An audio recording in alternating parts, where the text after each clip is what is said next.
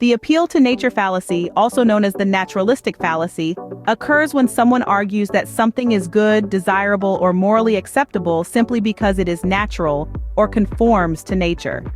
Conversely, it can also involve arguing that something is bad or undesirable because it is unnatural or deviates from nature.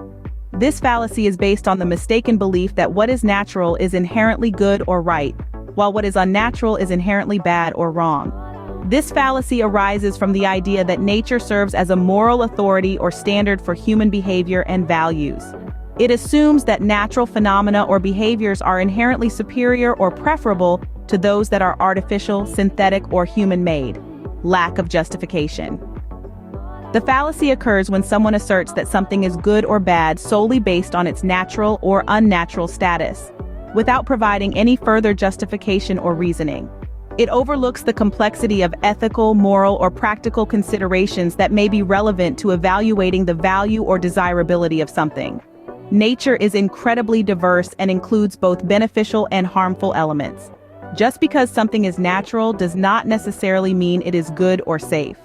For example, natural disasters, diseases, and predatory behaviors are all part of nature, but are generally considered undesirable or harmful. Cultural and historical context. The appeal to nature fallacy fails to recognize that concepts of what is natural or unnatural can vary greatly across different cultures and historical periods. What is considered natural or acceptable in one context may be considered unnatural or unacceptable in another.